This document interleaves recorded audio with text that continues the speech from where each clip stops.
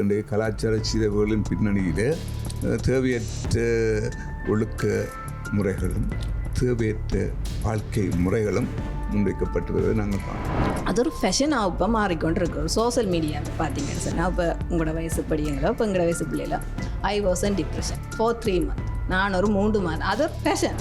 வாழ்வியல் இன்பம் துன்பம் இந்த 2 விதத்தாலையும் கட்டமைக்கப்பட்டது. 100% இன்பமாகவும் யாரும் இருக்கிறது இல்லை, 100% துன்பமாகவும் யாரும் இருக்கிறது இல்லை. இந்த உண்மையை நாங்கள் எல்லாருமே புரிஞ்சு கொள்ளணும். எங்களுடைய நாடு நிறைய வறுமையில் இருக்குது, அது ஏற்றுக்கொள்ளப்படும் உண்மை. அதுக்காக வேண்டி பிழையான முறைகளை கையாண்டு தவறான முடிவுகளை எடுப்பது எப்பொழுதும் பொருத்தமற்றதாகவே இருக்குது. ஃபேமிலிக்குள்ள ஒரு பிரச்சனை வந்துட்டு நான் ஒரு டிவோர்ஸுக்கு போகிறேன், இல்லாட்டி என்ன பிள்ளைன்ற ஒரு விஷயத்துக்கு நான் போகிறேன், இல்லாட்டி நான் இன்னொரு லைஃப்பை சூஸ் பண்ண போகிறேன் என்றவங்கள் தான் கூடுதலாக மோஸ்ட்லி என்னிட்ட வராங்க. ஒரு சட்டைக்கு கொம்பாஸுக்கு பென்சிலுக்கு அடிபட்ட டிப்ரெஷன், டீச்சர் பேசுனா டிப்ரெஷன், சின்ன சின்ன விஷயங்களுக்கு டிப்ரெஷன் ஆகுறாங்க. ஸோ அந்த டிப்ரெஷன் அந்த ரூட் என்ன?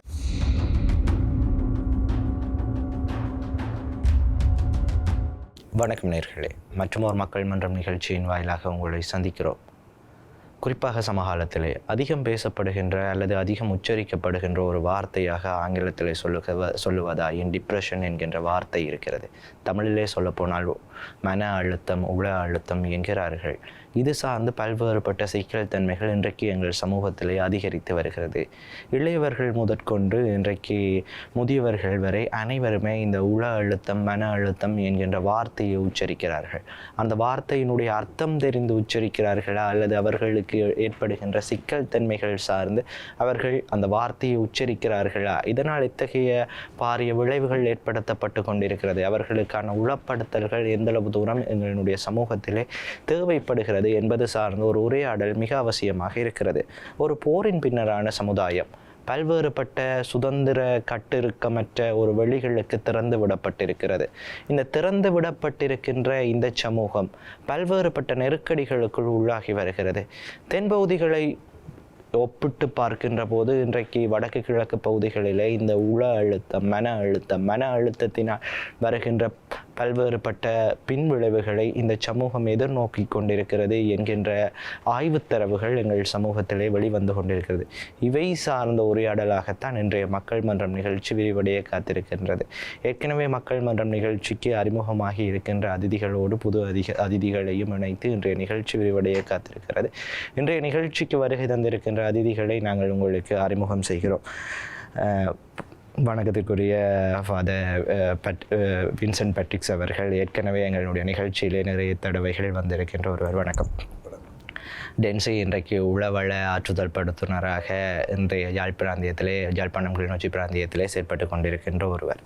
ஜனனி இன்றைக்கு தனியார் நிறுவனம் ஒன்றிலே பணியாற்றி கொண்டிருக்கின்ற ஒருவர். இந்த மூவரை வைத்து தான் இன்றைய நிகழ்ச்சி விரிவடைய காத்திருக்கிறது. நான் ஃபாதரிடமிருந்து ஆரம்பிப்பது பொருத்தமாக இருக்கும் என்று நினைக்கிறேன். இன்றைக்கு நீங்கள் பெரும்பாலுமே பலருக்கான ஒரு உளப்படுத்தல் சார்ந்த அல்லது அவர்களினுடைய வாழ்க்கையை மீட்டெடுக்கின்ற ஒரு பொறுப்பு சார்ந்த பணிகளிலே மிக நீண்ட காலமாக ஈடுபட்டு வருகிறீர்கள். நான் நினைக்கிறேன் என்னுடைய இந்த கணிப்பு எந்த அளவு தூரம் இருக்கும் என்று. பெரும்பாலுமே உங்களை இந்த ஒரு உளப்படுத்துதல் சார்ந்து இன்றைக்கு பலர் அடையாளப்படுத்தி கொண்டிருக்கின்ற ஒரு பணியை நீங்கள் ஆற்றிக் கொண்டிருக்கிறீர்கள். இன்றைக்கு இந்த சமூகத்திலே பலர் உச்சரிக்கின்ற ஒரு வார்த்தை இந்த மன அழுத்தம் தான் பல்வேறுபட்ட பிறழ்வுகளுக்கு காரணமாக இருக்கிறது என்கின்ற ஒரு வார்த்தையை உச்சரித்து கொண்டிருக்கிறார். உண்மையிலே நீங்கள் இதை எப்படி பார்க்கிறீர்கள்? இன்றைய காலகட்டத்தில் இந்த மன அழுத்தம் கூடுதலாக எல்லாராலும் அனுபவிக்கப்பட்டு வருகிறது. இந்த வயதிலும் இது விதிவிலக்கு அல்ல. பார்க்குற பொழுது கூட 6 பாதிப்புக்குள்ளாகிறாருன்னா மனச்சோறு, மன அழுத்தத்துக்கு உள்ளாக்கப்படுகிற கூடுதலான ஆட்கள் பெண்கள். என்றால் அந்த தாய் என்ற வகையில்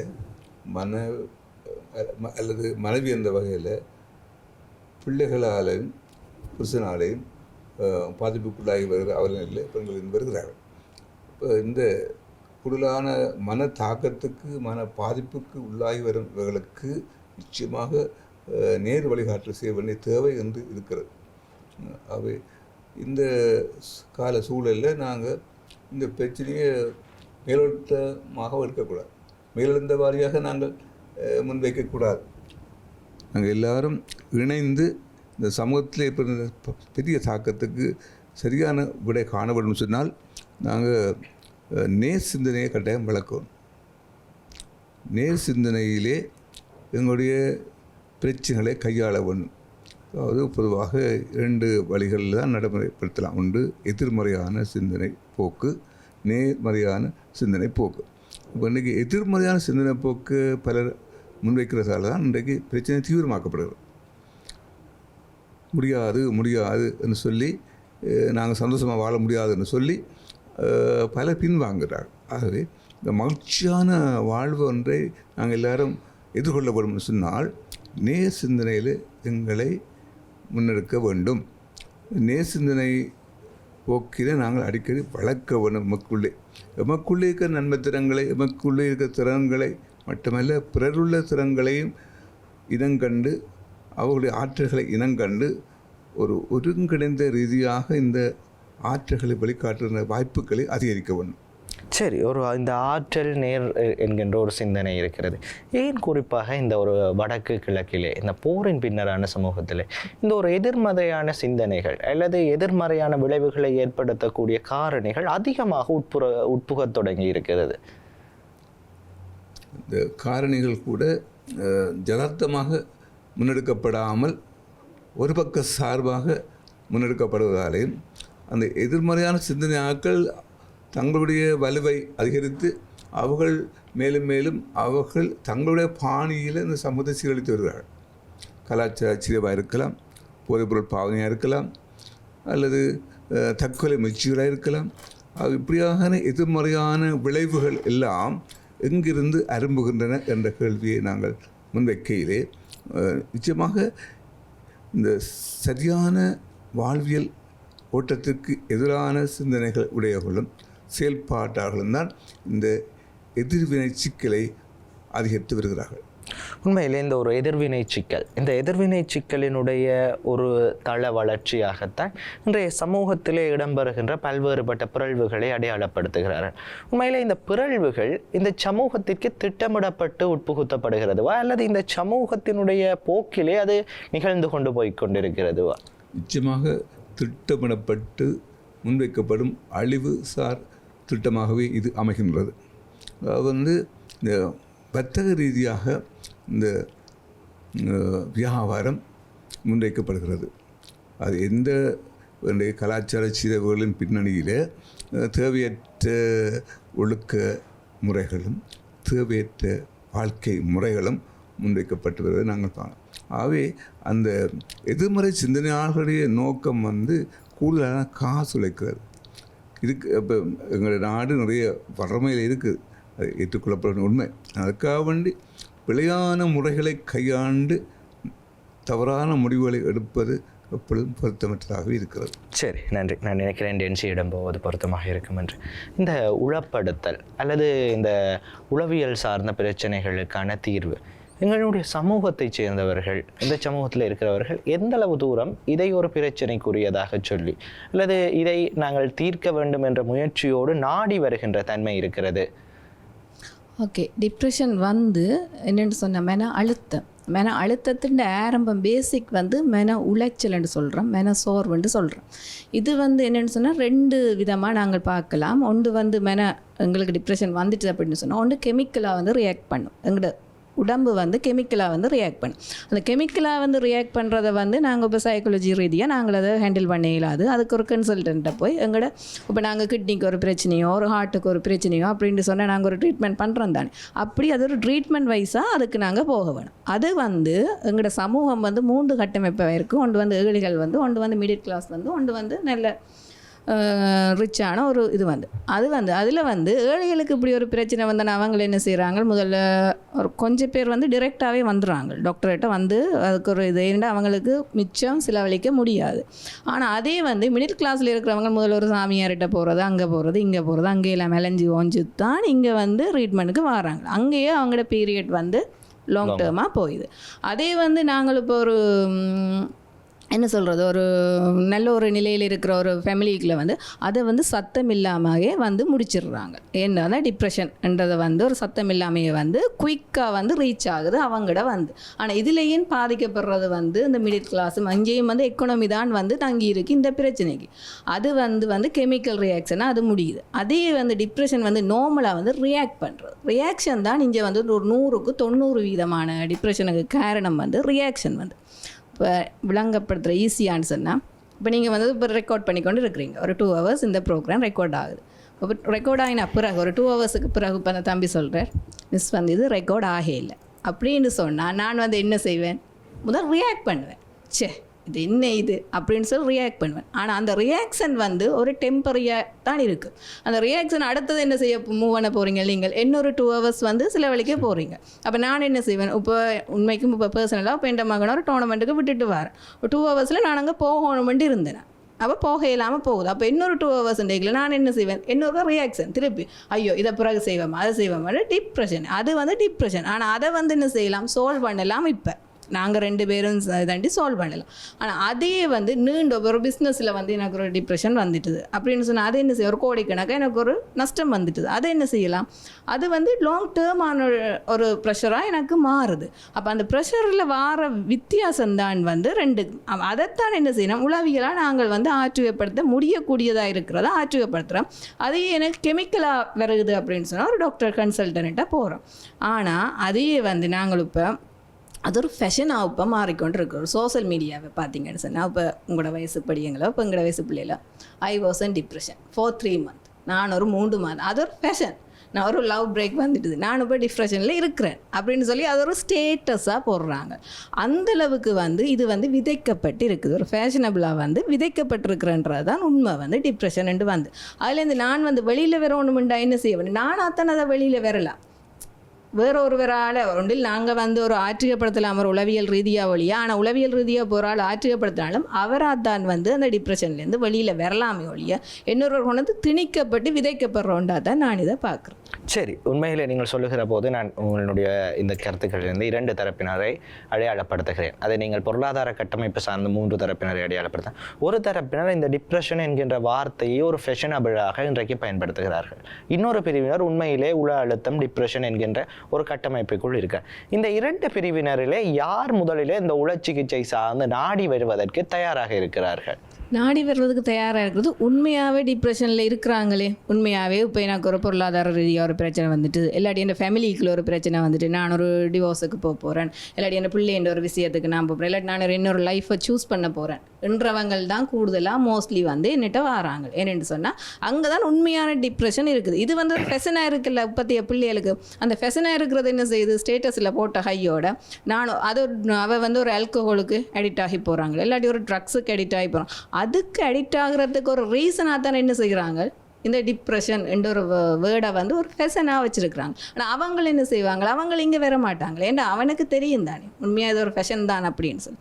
ஆனால் அது பேருந்து வந்து ஆல்கஹால் யூஸ் பண்ணி ஒரு ட்ரக்ஸுக்கு யூஸ் பண்ணி அடிமையாகும் பொழுது தான் இங்கே எங்கள்கிட்ட வராங்க. அதுக்கு பிறகு தான் இப்போ ட்ரீட்மெண்ட்டுக்கு போகிறாங்க. அப்படி போய்க்கல அங்கே வந்து இது தேவையில்லாமல் தாங்களாகவே கொண்டு வரப்பட்ட ஒன்று தான் இது.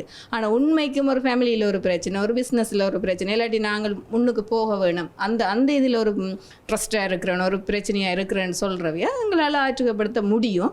அதுதான் உண்மையான ஆற்றுகைப்படுத்தலாகவும் இருக்குது. சரி, இந்த ஒரு ஆற்றுதல் படுத்துதல் அல்லது இப்படி ஒரு தடம் மாறி போகிறது என்கின்ற ஒரு விடயம் இருக்குது. நீங்கள் பெரும்பாலுமே இந்த உளப்பணி சார்ந்து இருப்பதனால் பெரும்பாலும் சில விடயங்களை தெளிவுபடுத்த வேண்டிய அல்லது சமூகத்திற்கு நாங்கள் செய்தி சொல்ல வேண்டிய விடயம் இருக்கிறது. இன்றைக்கு பொதுவாக பல்கலைக்கழக சமூகத்திடம் இப்படியான ஒரு விடயங்களே இருக்கிறது. அவர்கள் பரீட்சை மைய கல்வி, அவர்களினுடைய வாழ்க்கை, பொருளாதார நெருக்கடி சார்ந்து அவர்கள் இந்த வார்த்தையை அதிகம் உச்சரிக்கின்ற தரப்பினராக இன்றைக்கு பல்கலைக்கழக மாணவர்களைத்தான் அடையாளப்படுத்தலாம். அந்த இளவயது மட்டத்தில் அவர்கள் உண்மையிலே இது சார்ந்த ஒரு புரிதலோடு செய்திருக்கிறார்களா, அல்லது ஒரு பல்கலைக்கழக சமூகத்தில் இருக்கின்ற ஒரு சாதாரண சொல்லாடலாக இதை கருதி கொண்டிருக்கிறார்களா என்று நீங்கள் உங்களுடைய அவதானம் சார்ந்திருக்கிறது?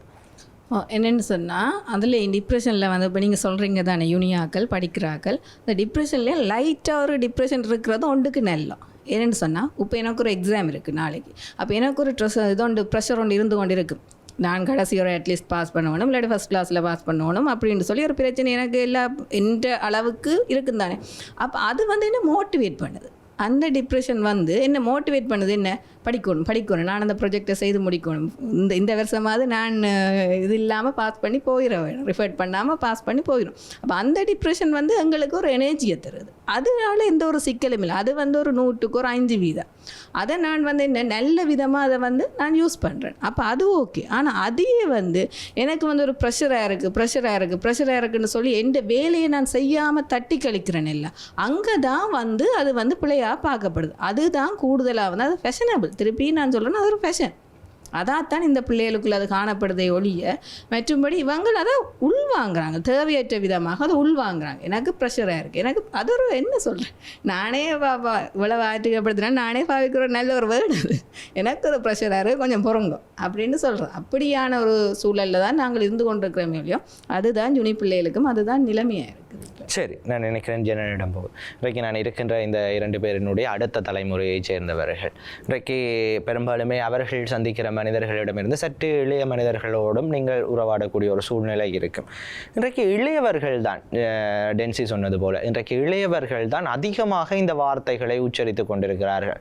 உறவு, கற்றல், அவர்களினுடைய பொருளாதாரம் சார்ந்த பல்வேறுபட்ட நிலைகள் சார்ந்தவர்களுடைய எதிர்பார்ப்புகள் சார்ந்து இந்த வார்த்தைகளை உச்சரிக்கிறார்கள். உண்மையிலே இந்த இளையவர்கள் இந்த வார்த்தைகளை எப்படி பயன்படுத்துகிறார்கள், இதனால் அவர்கள் எத்தகைய இடர்பாடுகளை எதிர்நோக்குகிறீர்கள் என்பது உங்கள் அவதானம் சார்ந்து இருக்கிறது. வணக்கம்.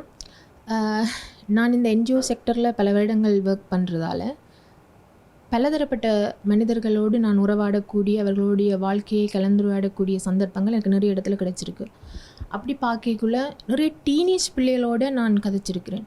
அப்போ நானும் ஒரு டீனேஜை கடந்து வந்ததால் எனக்கும் அந்த டீனேஜில் இருந்த சில பிரச்சனைகள், நான் அனுபவித்த சில விடயங்கள், என்னுடைய எக்ஸ்பீரியன்ஸ் மூலம் அவளுடைய அந்த பிரச்சனைகளை என்னால் ரிலேட் பண்ணக்கூடிய மாதிரி இருந்தது. அப்போ ஈஸியாக என்னோட பிள்ளைகள் அட்டாச் ஆகிடணும். இப்போ நான் ஒவ்வொரு இந்த நார்தர்ன் ப்ராவின்ஸில் இருக்கிற நிறைய மாவட்டங்களில் இருக்கிற ரூரல் ஏரியாவுக்கு போயிருக்கிறேன். விசிட் பண்ணியிருக்கும்போது அங்கே பிள்ளைகள் வந்து ஒரு குறிப்பாக ஒரு 14 வயசுல இருந்து 21 வயசு வரைக்கும் உள்ள நிறைய பிள்ளைகளுக்கு பெரிய பிரச்சனையாக இருக்குது டிப்ரெஷன். பொதுவாக எல்லோரும் விளங்கி கொள்ளணும், எங்களுடைய வாழ்க்கை, அதாவது வாழ்வியல் வந்து இன்பம் துன்பம் இந்த 2 விதத்தாலையும் கட்டமைக்கப்பட்டது. 100% இன்பமாகவும் யாரும் இருக்கிறதில்லை, 100% துன்பமாகவும் யாரும் இருக்கிறதில்லை. இந்த உண்மையை நாங்கள் எல்லாருமே புரிஞ்சு கொள்ளணும். அப்போ அந்த துன்பத்துக்கு இந்த சமூகம் வச்ச பேர் தான் டிப்ரெஷன், அன்சைட்டி, ஸ்ட்ரெஸ். அப்போ அந்த அளவு யாருக்கு கூட இருக்குதுன்றதை நாங்கள் இன்றைக்கி பார்க்குறது. இன்றைக்கி டிப்ரெஷன் வந்து சின்ன சின்ன காரணங்களால் வருது. அம்மா பேசின டிப்ரெஷன், அண்ணா ஒரு சட்டைக்கு கொம்பாஸுக்கு பென்சிலுக்கு அடிபட்ட டிப்ரெஷன், டீச்சர் பேசுனா டிப்ரெஷன், சின்ன சின்ன விஷயங்களுக்கு டிப்ரெஷன் ஆகுறாங்க. ஸோ அந்த டிப்ரெஷன் வந்து அந்த ரூட் என்ன, அந்த டிப்ரெஷனுக்கான அந்த வேர் என்னன்றதை நாங்கள் கண்டுபிடிச்சோம்னு சொன்னால் யாருமே டிப்ரெஷன் இருக்க மாட்டோம். இன்றைக்கி எனக்கு 18 வயசில் இருந்த பிரச்சனைக்கும் எனக்கு இன்றைக்கி இந்த வயசில் இருக்கிற 10 வருஷத்துக்கு பிறகு இருக்கிற இந்த வயசு பிரச்சனைக்கும் தொடர்பு இல்லை. அதனால் கடந்துட்டேன். இதுக்கும் எந்த சம்மந்தம் இல்லை. ஒவ்வொரு காலகட்ட பகுதியிலையும் எங்களுக்கான பிரச்சனைகள் வேறுபடுது, நாங்கள் சந்திக்கிற மனிதர்கள் வேறுபடுகிறார்கள். அப்போது இந்த நிரந்தரம் இல்லாத இந்த வாழ்க்கையில் எதுக்கு நாங்கள் டிப்ரெஷனை தூக்கி வச்சுருக்கோன்னு. ஆனால் எல்லாருமே டிப்ரெஷனில் இருக்கிறாங்க. அது சின்ன பிள்ளையில இருந்தும் சரி, பெரியாக்கள் இருந்தும் சரி, யாருமே நீங்கள் டிப்ரெஷனில் இருக்கிறீங்க, நீங்கள் பொய்யா சொல்கிறீங்க, இதெல்லாம் டிப்ரெஷன் இல்லை, இதில் வெளி வரலாம்னு ஈஸியாக எல்லோரும் அட்வைஸ் பண்ணலாம். ஆனால் உண்மையிலேயே டிப்ரெஷன் உள்ள அந்த அனுபவிக்கிற அந்த எக்ஸ்பீரியன்ஸ் பண்ணுற ஒரு பர்சனுக்கு தான் தெரியும் அதோட வலி எந்த அளவு இருக்குதுன்னு சொல்லி. அப்போ நாங்கள் அந்த டிப்ரெஷனை ஈஸியாக கடந்து போயிடலாது. ஏன்னு சொன்னால் அவைகளுக்கு ஒரு டிப்ரெஷனில், இப்போ நான் ஒரு டிப்ரெஷனில் இருக்கிறேன்னு சொன்னால் என்னுடைய பெயினை, என்னுடைய டிப்ரெஷனை ஒருத்தர் கேட்குறதுக்கு ஒரு பர்சன் வேணும். நாங்கள் அதை கேட்காம இருக்கக்குள்ள அந்த தனிமை உணர்வு அவையில் தனிமைக்குள்ளே மூழ்கித்தான் அடுத்த கட்ட டிப்ரெஷனுடைய அடுத்த கட்டம் சூசைட். எப்படியாவது ஒரு துணை வேணுமென்று இருக்கக்குள்ளே தான் டிப்ரெஷன் வருது. அந்த துணை வந்து கிடைக்காமல் இருக்கும்போது அது யாராவது இருக்கலாம், ஒரு நண்பராக இருக்கலாம், ஒரு அம்மாவாக இருக்கலாம், அந்த சொசைட்டியில் இருக்கிற யாராவது ஒரு ஆள்கிட்ட ஒரு துணை கேள்வி, அதாவது ஒரு பேச்சு, அந்த வேர்ட்ஸ் எல்லாத்தையுமே ஹீல் பண்ணுவோன்னு சொல்லுவாங்க தானே. ஸோ அந்த வேர்ட்ஸுக்காக இங்கே இருக்கிற ஒரு நபருக்கு அந்த இடம் கொடுக்காத பட்சத்தில் அவர் சூசைட் பண்ணக்கூடிய சந்தர்ப்பங்கள் இருக்குது. இன்றைக்கி டிப்ரெஷனால தான் நிறைய பேர் வன்முறையான மனிதர்களாக மாறுகிறார்கள். இன்றைக்கி டிப்ரெஷன் வந்த உடனே என்ன செய்கிறேன்னே தெரியாது. டிப்ரெஷனை போக்குறதுக்கு ட்ரக்ஸ் அடிக்ட் பண்ணுறாங்க. ட்ரக்ஸ் அடிக்டில் போனோம்னு சொல்லி சில அந்த போதைப்பொருள் மாத்திரைகள் வந்து மைண்ட் ரீப்ரெஷ் ஆகிற மாதிரியான மாத்திரைகள் எல்லாம் இப்போ வருது. ஸோ அவையில் அந்த ஒரு சின்ன சந்தோஷமுக்காக அந்த டிப்ரெஷனில் ஒரு டெம்பரரியாக ஓவர் கம் பண்ணுறதுக்காக அதை யூஸ் பண்ணுறதால அவையில் ஈஸியாக அவைகளுக்குள்ளே அந்த டிப்ரெஷனுக்குள்ளே போயிடணும். ஸோ இன்றைக்கு இருக்கிற ஜெனரேஷன் எல்லாருமே டிப்ரெஷனில் இருக்கணும். ஸோ நானும் பல வருடங்கள் டிப்ரெஷனில் இருந்திருக்கிறேன். ஆனால் நான் எந்த டிப்ரெஷன்லேருந்து நான் வெளியில் வரணும்னு நான் தான் நினைக்கணும். யார் நினைச்சாலும் அந்த டிப்ரெஷன்லேருந்து வெளி வரையலாம். நான் 1000 அட்வைஸ் அவைகளுக்கு சொன்னாலும் நான் நினைக்கணும், ஐயோ இது எனக்கு சந்தோஷம் இல்லை, இது எனக்கு மகிழ்ச்சியை கொடுக்குது இல்லை, நான் எப்படியாவது இந்த டிப்ரெஷன்லேருந்து வெளியில் வரணும்ட்டு. டிப்ரெஷனில் வெளியில் வாரத்துக்கு நிறைய வழிகள் இருக்குது. நீங்கள் ஸ்பிரிச்சுவலாக நிறைய விஷயங்களில் இன்வால்வ் ஆகலாம், மெடிடேட் பண்ணலாம், நல்ல மனிதர்களோடு பழகலாம், நல்ல புத்தகங்கள் வாசிக்கலாம். இப்படியே நான் இந்த டிப்ரெஷன்லேருந்து வெளியே வரணுமென்று நான் நினைச்சா மட்டும்தான் இந்த டிப்ரெஷன்லேருந்து வெளி வரலாம். இல்லைன்னு சொன்னால் அதுக்குள்ளேயே இருந்து மூழ்கி எங்களுடைய இந்த பெருமதியான வாழ்க்கையை நாங்கள் அழிக்க வேண்டிய ஒரு சூழல்லாம் ஏற்படும். சரி, குறிப்பாக இன்றைக்கு இந்த சமகாலத்திலே மிக முக்கியமான ஒரு பேசுபொருளை உருவாக்கி இருக்கின்ற விடயம் இந்த மன அழுத்தம். இந்த மன அழுத்தம் எப்படி எங்களுடைய சமூகத்திற்குள் வந்து சேர்கிறது, இதை இந்த சமூகம் எப்படி பார்க்கிறது என்பது சார்ந்த ஒரு ஆரம்ப உரையாடலாக இந்த முதற் பகுதி இருந்திருக்கிறது. ஒரு சிறிய இடைவேளையை தொடர்ந்து மீளவும் சந்திப்போம்.